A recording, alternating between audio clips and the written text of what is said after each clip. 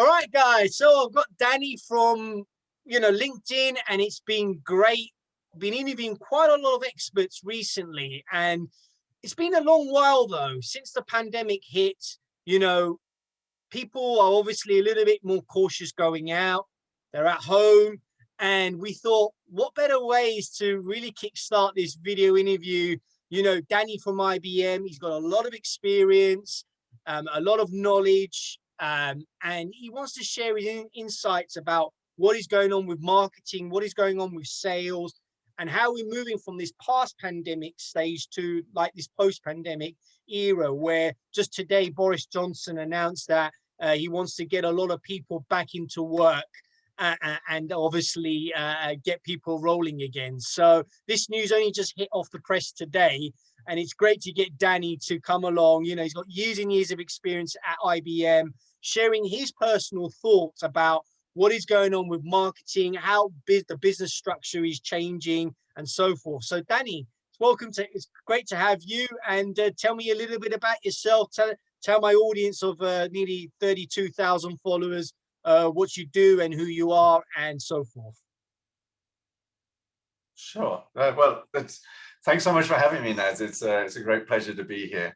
As you say, I've been at IBM for quite some time now. I work in the IT department at IBM, and I look after IBM sales and marketing systems. So we like to say we look after everything from planning to performance to payment of sellers and marketers and business partners. Right. It's a team of about 2,000 technologists across the world, looking after, I don't know, 35,000 sellers, 8,000 marketers, and 210,000 business partners. So it's a big suite of systems. So yeah, Great, exactly. Great. Yeah. So we're going to go into the questions. It's a great introduction, Danny, and it's great to hear that. We're going to hear your insights about what is going on with, how businesses are moving forward towards moving from this pandemic to real working life, real working products, what is going on with the business structure, and so forth. So tell me, what are the implications now, marketing and sales are facing past this post-pandemic stage? What are we looking into now? How are businesses going to change now coming out of this? Well, I think most businesses that are going to be successful are going to take advantage of the things that they learned during the pandemic, which is how do you switch very rapidly to online work, and then how do you blend what we learned in the last year in online work into a mixture, what we call an IBM hybrid, because we love the word hybrid, an IBM mixture of face-to-face and a mixture of online. So last year for us, for example, we had to move. I think we were one of the first major companies that started to decided to deliver its online conference. Right. We used to get 50,000 people to come together in one place. We were planning to do that in San Francisco last year. In 7 weeks, we said, nope, that's not going to happen in person. We need to move it to an online platform. And we kept the same dates, but we kept the same audience as well. And I think the audience went up because it was now online. It was easier for people to access, and we switched entirely to online. And as I said, we did that in 7 weeks, which was quite an undertaking, to put that kind of an event on. But I think all of us, everybody who worked in technology and those of us that use the technology that's provided by company, were surprised at how we adapted. I think, as we went on, I think I just had my first trip in real life on an aeroplane this last weekend. So as we get back to it, I think that was a welcome relief. I think as we had an initial period where it was like, my goodness, we can do this, to okay, we're doing it, to, I think for me personally, it was like, oh my God, how long is this going to carry on? It's like, I think all of us want to get back to face-to-face interactions and so on, no matter how positive some of the experiences have been over the last year. That's true for sellers and marketers as well. I think we want a mixture of events that are face-to-face as well as online and virtual. And we're going to go into the topic now of how, the business and the organizations are changing in terms of that aspect of what's in store for marketing and sales. And that's a little bit like me, going back into Zoom and then going back into the real world, which is into the office. it's Yep. something which is really encouraged now by, especially the Prime Minister came out today and said, we'd like to get more people back into work. Would you agree?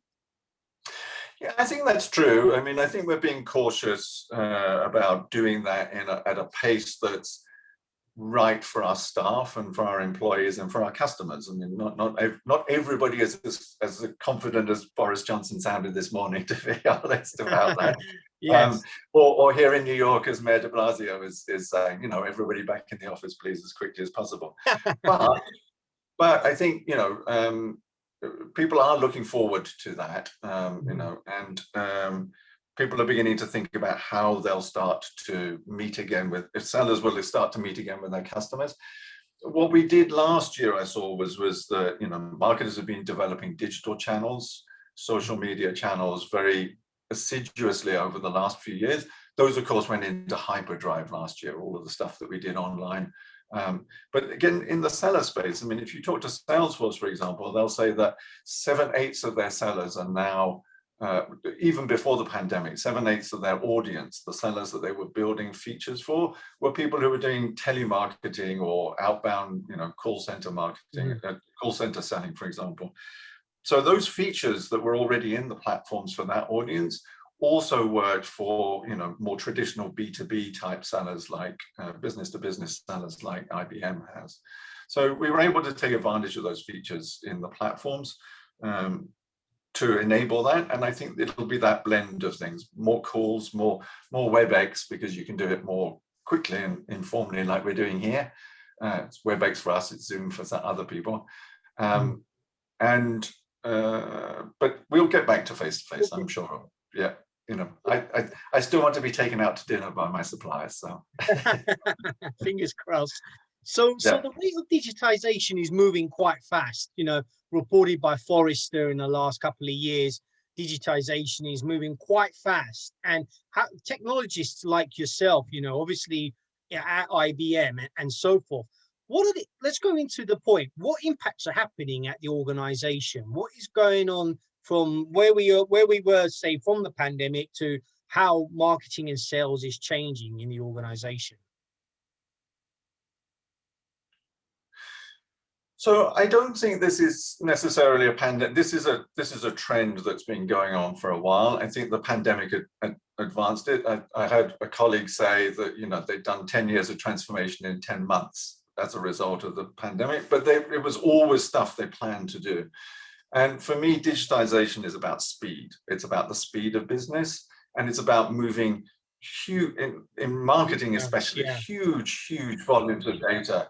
You know, how do you move that data? How do you move it in real time and get it to people get it into people's hands so that they can act on it? So we're seeing a big acceleration in our platforms, for example, in real-time streaming, taking data, acting on it as soon as it comes in an event-based way, rather than batching it all up and waiting for stuff to arrive, and then moving it as quickly as possible through our pipelines, from marketing, nurture, through to sales, and then sales closure and stuff.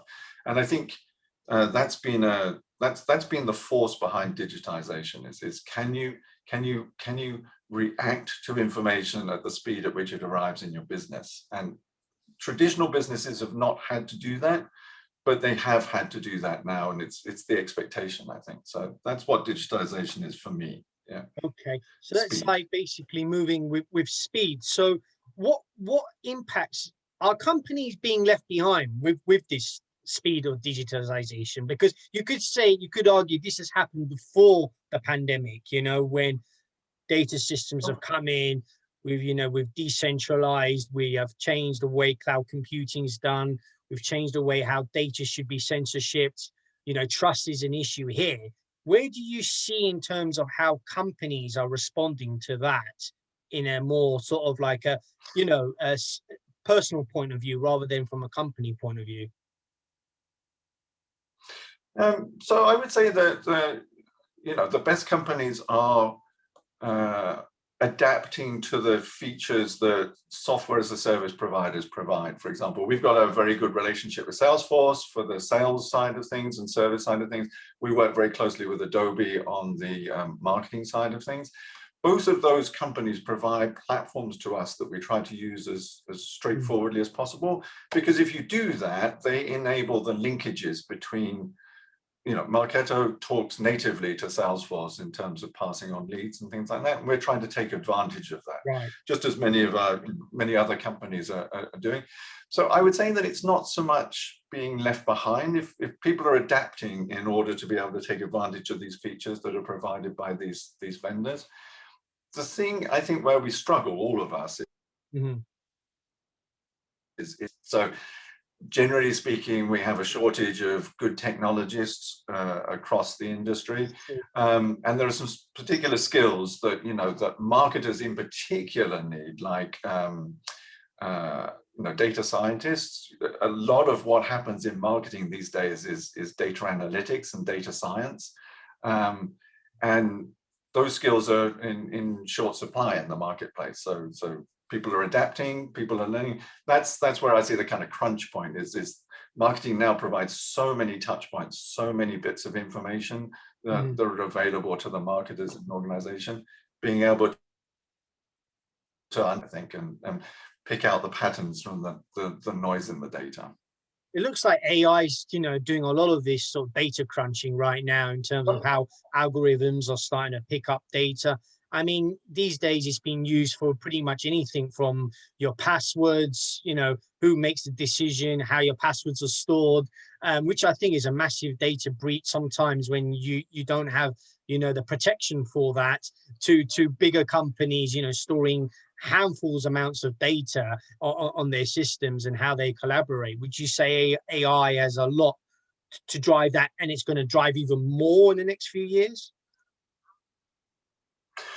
I think, you know, AI is going to be a huge, you know, it's not going to be robots that are going to be, you know, taking clients out for lunch. I think the relationship side of humans talking to humans is still going to be there. But I think I see AI in two particular areas. So there's the kind of bog standard automation, you know, Siri, can you book me a meeting for 4 o'clock tomorrow, or set a reminder for me to take my medication, or whatever it is. That kind of automation, I think, will become more pervasive, and we see a lot of that. In fact, we've just launched the Watson Orchestrator at IBM in the last day or so, which is looking at exactly that type of automation. Can you tell me what my opportunities are in Salesforce? Can you tell me what leads need nurturing in Marketo, for example? Right. So that type of automation and that kind of assistance, I think, is going to be really important. I think the other area that's more nuanced around this is what AI can do in terms of just helping make it easier. just observing what I do, and then doing the kind of drudgery of updating or taking the minutes from a meeting and things like that. Those kinds of things are coming in quite fast. And then I think the other side of AI is going to be around prediction. What should you do next? Predictive analytics. This is the person you should be talking to. This is the contact that you need to have at this particular company, and this is the kind of next step you need to make in a sales cycle. That's going to come quite quickly too, I think. In terms of AI, do you see it, we're going to disrupt it even more from a technology point of view, where it will impact our lives more and more? And where would be the cross section where humans take back their rights in some way? Because it seems everything is being dictated by AI right now, and we don't really have a say because it's all being used by clever softwares out there. So how do we take back ourselves? Well, I think this is where it crosses over into the area of what rights do we have as individuals to the information that we hold about ourselves. And there's, of course, a huge, this is really big for marketers at the moment, is what rights do I have in terms of privacy, and how does that translate across the globe? Because I think in the European Union, you have very stringent protections for individuals that kind of stop themselves doing harm to themselves with the information that they give away. And then you have other parts of the world where the restrictions are not really there, and it's a kind of free-for-all with what information we can do. But a growing awareness, I think, in amongst us as consumers and as customers, that we hold information that is valuable to companies, and we expect it to be used, you know, with integrity and with respect when we give that information to companies like IBM, for example. And that's really a very big thing for us in IBM. We're really with your one of customers our as well. core principles. Right, exactly. We want to be a trusted partner with our customers and with our and so treating that information with respect and with care, with security. You know, one of the biggest ways of treating it with respect is not to give it away or let it get lost. It's really important. But also understanding that you know, where AI and personal data interact, you also have issues of bias as well, I think, which is something that people are becoming more and more aware of. Is that when you have these intelligent machines running on our data, there's a risk that, you know, we introduce the biases that we all have into the programs that run. And AI has challenges in that quite often we don't understand how it comes to its conclusions. We treat it, we train it on a lot of information, and the results that come out, we can validate and say those look good to us. But once those systems start running, you know, picking out the bias in those is something that we all have to pay attention to, I think. Yeah. So Danny, do you think we've let down our guard over the last sort of, say, 5 years? Because as a technologist, you know, we've seen so many rules and court orders, you know, and with Facebook and this and that, with how data is being moved, you know, being censored and being given away as such. Do you think companies have an obligation as well in terms of, you know, showing that, you know, we have to put the customer first? And do you think we've let our guard down just a little bit in that sense? I don't know about letting our guard down. I think as individuals, I think we all have to educate ourselves. I mean, I've had to spend a lot of time, you know, understanding how bias, particularly, you know, racial bias, for example, can get encoded into systems in unintended ways. How the biases in our systems can reflect biases in society and so on. That's a personal journey of education that we all have to go on, I think. In terms of, I think companies are trying to do the best that they possibly can in terms of and we particularly are trying to be as explicit as we possibly can and as open and transparent about how decisions are made, how information is treated, and how it's handled by us. Yes. I think that is something that IBM's been very strong on and has taken a leadership position in the world. We were one of the first people to publish an ethics for AI manifesto, if you like, and things. Yeah. But I think other companies should follow. Eternal vigilance. Yeah.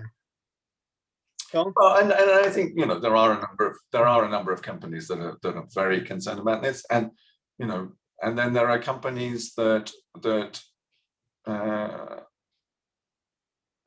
a spectrum, I think, is what I would say. There's a spectrum of people's awareness, but it starts like, you know, like democracy. The price of democracy is eternal vigilance. I think it's the same thing as we deal with personal information and trust and compliance and things. Yeah. Okay, so Danny, I want to ask you a question. As a technologist, we're seeing that technology is becoming so powerful, and it's obviously, you know, showing this to my audience. I'm connected to quite a lot of people. What is a company looking out for the next big trend? What is it? I mean, every 10 years the rate of technology changes from, you know, we had the information age, we had the industrial age, then we had the information age, then we had the stock boom, you know, age, where we started to advance more further and further. And now we're sort of going into blockchain and this different world we're starting to tap into, and people still can't figure it out. Where is the trend with technologists, and where are we going? So, well, from our point of view in IBM, I think, you know, we're very keen on, we think the future in terms of IT cloud technologies in order to modernize people's application portfolios. That allows them to take advantage of some of the technologies that are coming along that are being vendor-led as well. So I think that's an important part of it. AI is, it's here. Yes. Companies have to learn how to handle this from quite straightforward cases like chatbots that help on service desks, but understanding how that interaction is going to be between employees and customers, I think, is really important. I think a real focus on more self-service by employees and by customers in the systems that we have. The force of digitization has been dragging what companies do and their fulfillment systems and their back-end systems to the front of what customers experience. And I think that's really an important trend for customer experience, is a really important trend. And then looking something there.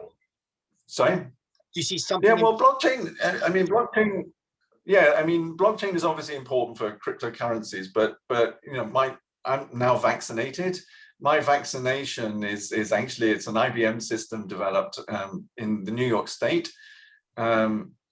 It's a blockchain that holds the vaccination records of New York State residents. And so I have on my phone, I've got a little, in my Apple Wallet, I've got a badge that says I've been vaccinated and I was last vaccinated on the 17th of March and I should be good to go, basically. So it's coming up. I think a lot of these technologies, it takes a little while for people to understand where they can apply them or to start applying them in surprising places.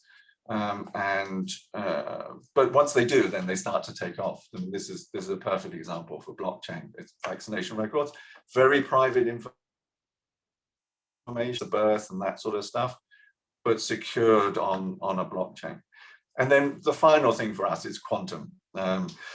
I'm not a quantum physicist or mathematician by any means, but the possibilities, the types of problems that quantum computing will be able to solve quite quickly, I think, is going to be surprising to people, whether that's protein folding, new forms of cryptography, the classic P non-P problems like traveling salesman and things like that.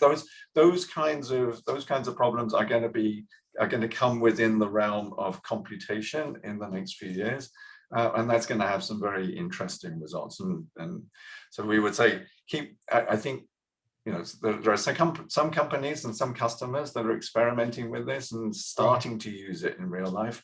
That'll happen again. That'll happen and be very exciting when it does come along. I'm looking forward to that. So there's a lot going on, and in terms of let's just break it down.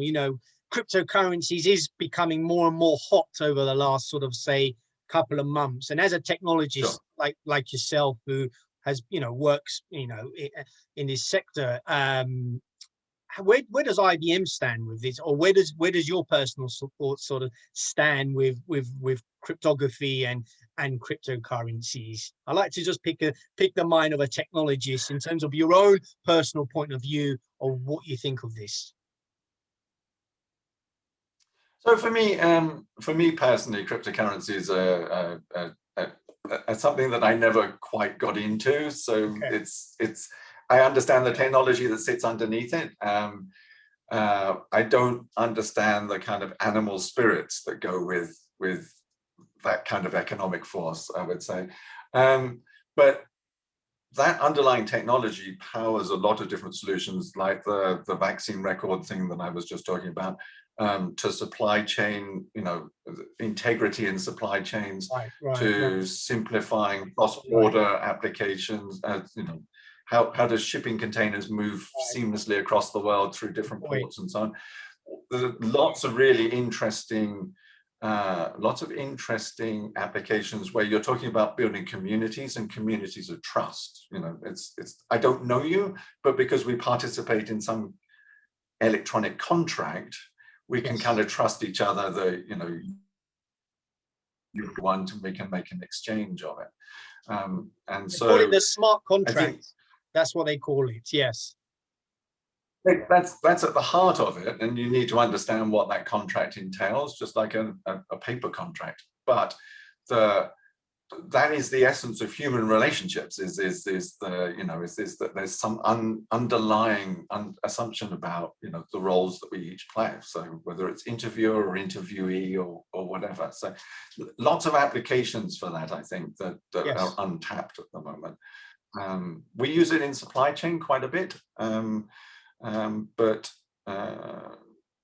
but more to do, I think. Yeah. To do.